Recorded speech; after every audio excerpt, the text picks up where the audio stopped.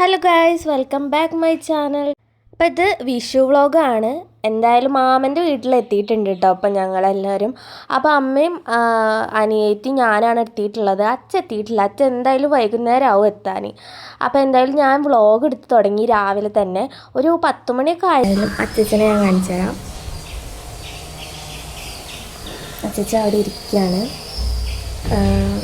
അച്ഛനിങ്ങനെ വെയ്യാത്തതുകൊണ്ട് തന്നെ വെയിലൊക്കെ ഉള്ള സ്ഥലത്ത് പോയി ഗൈസ്. അപ്പോൾ അച്ഛൻ്റെ സ്കിന്നൊക്കെ ഒരു ഡാർക്ക് കളറായിട്ടുണ്ട്. മുന്നത്തെ എൻ്റെ വീഡിയോസിൽ കണ്ടറിയാം അച്ഛൻ്റെ നേരെ എന്തായിരുന്നു എന്നൊക്കെ. അപ്പോൾ കുറേ ഡോക്ടേഴ്സിനൊക്കെ കാണിച്ചിട്ടുണ്ടായിരുന്നു. അപ്പോൾ ഇപ്പോഴും ഭേദമൊന്നുമില്ല, ഇങ്ങനെ തന്നെയാണ്.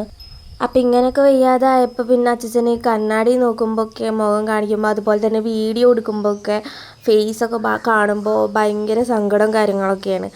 ആൾക്ക് തീരെ ഇങ്ങനെ കാണാൻ രസമില്ല അങ്ങനെയൊക്കെ പറഞ്ഞിട്ടിരിക്കുന്നതാണ്. അച്ഛാ അച്ഛാ അച്ഛാ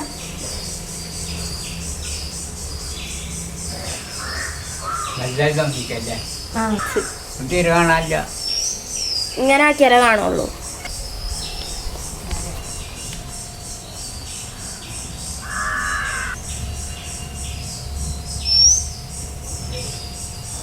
അതിഥമ്മ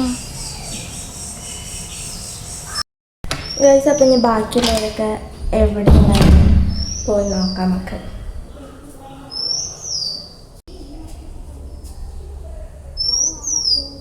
ഇനി ഇവിടുന്ന് ഇങ്ങോട്ട് താഴത്തേക്ക് ഇറങ്ങുമ്പോൾ ഗൈസ് പഴയ വീടാണ് കേട്ടോ. ഞാൻ ജനിച്ചു വളർന്ന വീടാണ്. ഇപ്പോൾ ഈ നിൽക്കണിപ്പോൾ ഇറങ്ങി വന്ന ഭാഗം എന്ന് പറഞ്ഞാൽ അതിൻ്റെ ഉമ്മാരായിരുന്നു. ഇപ്പോൾ ഇത് ഹാളിക്കൂടെയാണ് നടന്നു വരുന്നത്. അപ്പോൾ ഈ വീടെന്ന് പറഞ്ഞാൽ എൻ്റെ ഫേവറേറ്റാണ്. ഞാൻ ജനിച്ചു വളർന്ന വീടാണ്. അപ്പോൾ ഇത് പൊളിക്കുക എന്ന് പറയുമ്പോൾ തന്നെ എനിക്ക് നല്ല രീതിയിൽ നല്ല വിഷമമുണ്ട്. പക്ഷെ എന്തായാലും വേറെ വീട് വെക്കണമല്ലോ, അപ്പോൾ അത് പൊളിക്കാതിരിക്കാനും പറ്റില്ല. അപ്പോൾ ഈ ഒരു ഭാഗം എന്നൊക്കെ പറഞ്ഞിട്ടുണ്ടെങ്കിൽ ഇത് അടുക്കള സൈഡാട്ടോ. അടുക്കളയുടെ ആ ഭാഗമാണ് വരുന്നത്. അമ്മമ്മ പിന്നെ എന്താ പറഞ്ഞുകൊണ്ടിരിക്കുന്നത് വെച്ചാൽ അമ്മമ്മയുടെ കുറച്ച് കൃഷി കാര്യങ്ങളുണ്ട്, അത് കാണിച്ചു തരാനാണ്. എല്ലാ വീഡിയോ എടുത്ത് ഞാൻ വീഡിയോ ഓൺ ആക്കിയിട്ടുണ്ടെങ്കിൽ അപ്പം അമ്മമ്മയ്ക്ക് ഇതാ പണി. ഇതിൻ്റെ ചെടികൾ കാണിച്ചു കൊടുക്കുക. ഇതൊന്നും ഇരുന്നില്ല അമ്മമ്മയുടെ ചെടികൾ കേട്ടോ. അപ്പോൾ ഇത് വെണ്ടയ്ക്ക കൃഷിയുണ്ട്, പിന്നെ ഒരു റോസ് പൂ കണ്ട അത് കാണിച്ചു കൊടുക്കാനായിരുന്നു ഏറെ ഇഷ്ടം. ഏതെങ്കിലും ഒരു കുട്ടികൾ വന്ന് ചെടി ഇവിടെ പൊട്ടിക്കുകയാണെങ്കിൽ പിന്നെ അമ്മമ്മയ്ക്ക് ഒരു പരാതിയാണ്. ഇപ്പം ഞാൻ എന്ന് പറഞ്ഞാൽ അങ്ങനെ ചെടിയൊന്നും പൊട്ടിക്കാത്ത ആളാണ്. എൻ്റെ അരിയത്തിക്ക് വന്നിട്ട് വല്ല ചെടി പൊട്ടിച്ചിട്ടുണ്ടെങ്കിൽ എന്നെ കുറിച്ച് പറയും, ഞാൻ ചെടികൾ പൊട്ടിക്കൂല അങ്ങനെയൊക്കെ പറഞ്ഞ് ഇരിക്കണ അമ്മമ്മ. അപ്പം അത്രയും താലോലിച്ച് വളർത്തണമാണ് ഈ ചെടി. പിന്നെ അത് മാത്രമല്ല നല്ല രീതിയിൽ തുളസി ഉണ്ടായിരുന്നു, അതുപോലെ തന്നെ തെച്ചിപ്പൂ ഉണ്ടായിരുന്നു. അമ്പലത്തേക്കൊക്കെ മെയിനായിട്ട് ഇവിടുന്ന് പൊട്ടിച്ച് കൊണ്ടുപോകാറുണ്ട് കേട്ടോ പൂജ.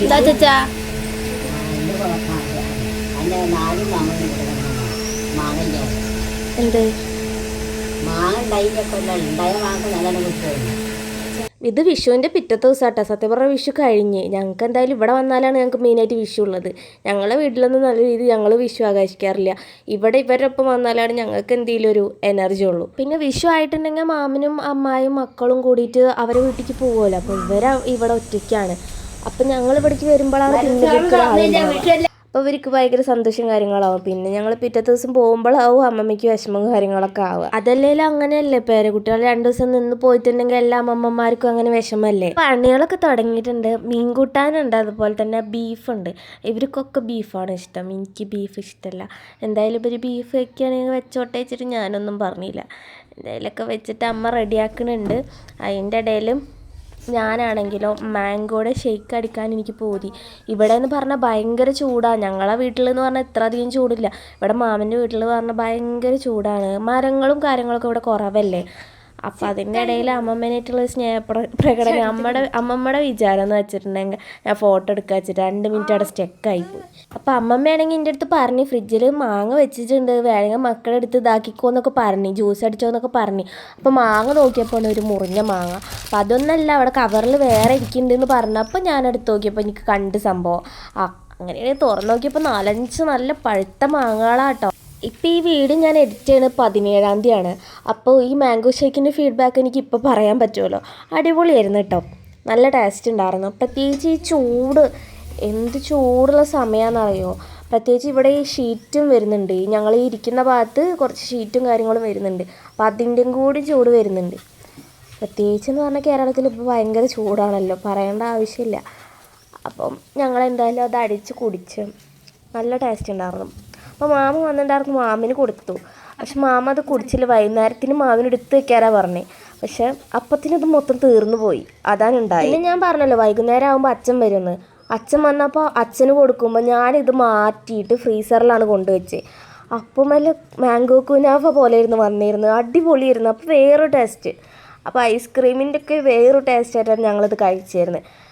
അപ്പോൾ എനിക്കത് ഭയങ്കര ഇഷ്ടപ്പെട്ടായിരുന്നു. അപ്പോൾ അതിന് ബാക്കി ഞാൻ എടുത്ത് വെച്ചിട്ടുണ്ട്. പിറ്റേ ദിവസം മാമൻ്റെ മക്കൾ വരും. അപ്പോൾ അവർക്കും കൂടിയും അടിച്ചു കൊടുക്കണ്ടേ. അപ്പോൾ ഞാൻ പിറ്റേ ദിവസം മിന്നുവിന് അടിച്ചു കൊടുത്തായിരുന്നു. അപ്പോൾ മിന്നുവിന് ഭയങ്കര ഇഷ്ടമാണെന്ന് പറഞ്ഞു. അപ്പോൾ എന്തായാലും ഞാൻ മാങ്ങ ഒക്കെ ഇങ്ങനെ കഷ്ണമായിട്ട് ഇടുന്നുണ്ട്. എന്തായാലും മിക്സിയിലിട്ട് അടിക്കുമ്പോൾ ഇങ്ങനെ തരി വരരുതല്ലോ.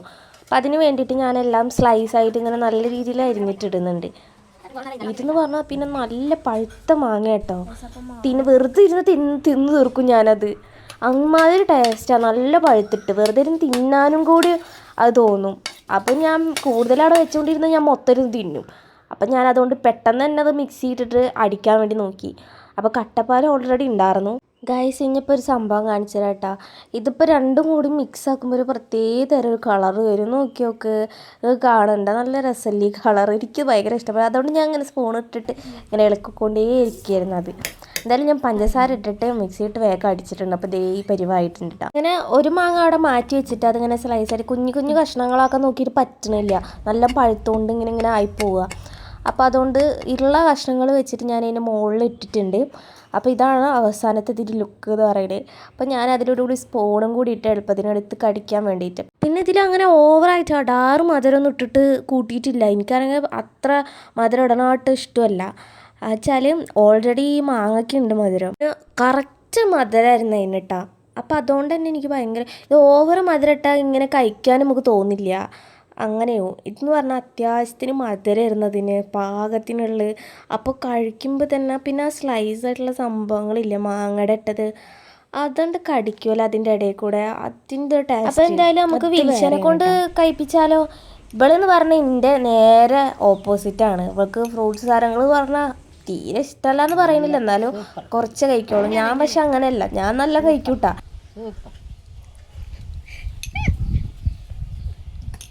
ഇങ്ങള് കുടിക്കണില്ല നല്ല മനസ്സിലാവുന്നില്ല. അതെന്താ മൊത്തം മുറുക്കാനാണ്. എന്നിട്ടാണ് സൂപ്പർ പറയുന്നത്. ഇത് കുടിച്ചിട്ട് അടക്കില്ല. അപ്പൊ ഇതൊന്നും പറ്റില്ല. ഇനി ഇതിന് വെറും മുറുക്കാൻ മാത്രം അല്ല മമ്മ. എന്ത് കാട്ടണേ ഇതിന് ഇതൊന്നും കുടിക്കാൻ പാടില്ല അല്ല മമ്മ.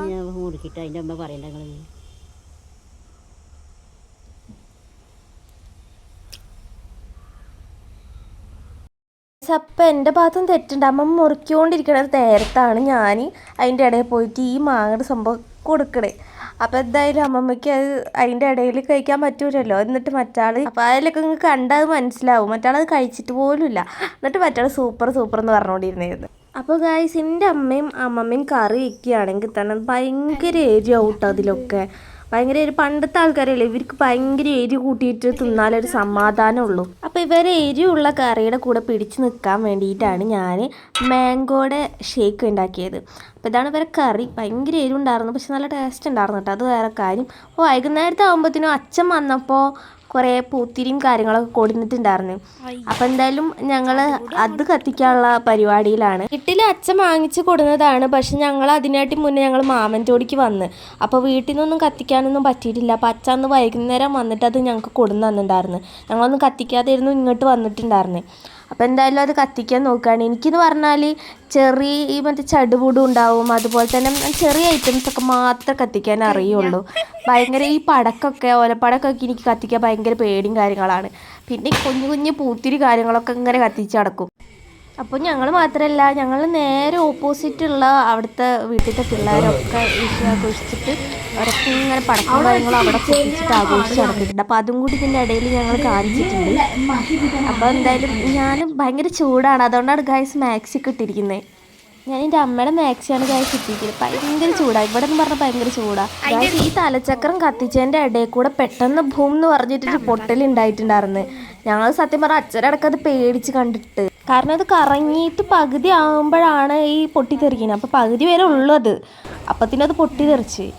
അപ്പോൾ എന്തായാലും ഇങ്ങനെ പടക്കം കാര്യങ്ങളൊക്കെ പൊട്ടിക്കണവർ ഭയങ്കര ശ്രദ്ധിക്കുക കേട്ടോ. എനിക്ക് ഭയങ്കര പേടിയാണ് ഈ പടക്കം കാര്യങ്ങൾ പൊട്ടിക്കാൻ. ഞാൻ ഒരെണ്ണം ഞാൻ ചെയ്ത് നോക്കാമെന്ന് പറഞ്ഞിട്ട് മേടിച്ച് പക്ഷെ അതിനുള്ള ധൈര്യം ഇല്ല.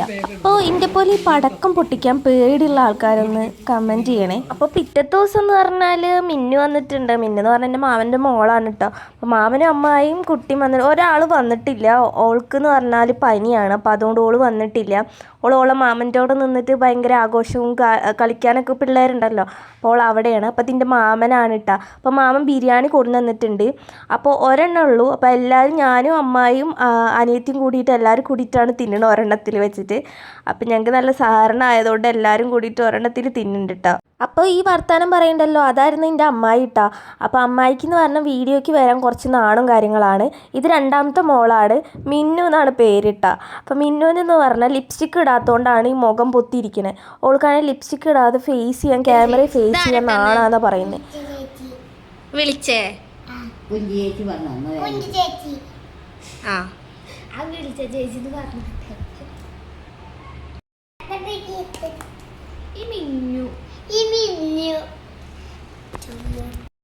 അപ്പോൾ ഗൈസ്, അമ്മമ്മയ്ക്കും അച്ഛനും എന്തായാലും ഇപ്പം മാമൻ്റെ മക്കൾ അവിടെ ആയിട്ടുണ്ട്. അപ്പോൾ എന്തായാലും ഇനിയിപ്പോൾ അവർ ഒറ്റയ്ക്കല്ലല്ലോ. അപ്പോൾ ഞങ്ങൾ എന്തായാലും ഞങ്ങളെ വീട്ടിലേക്ക് പോകാൻ നോക്കുകയാണ്.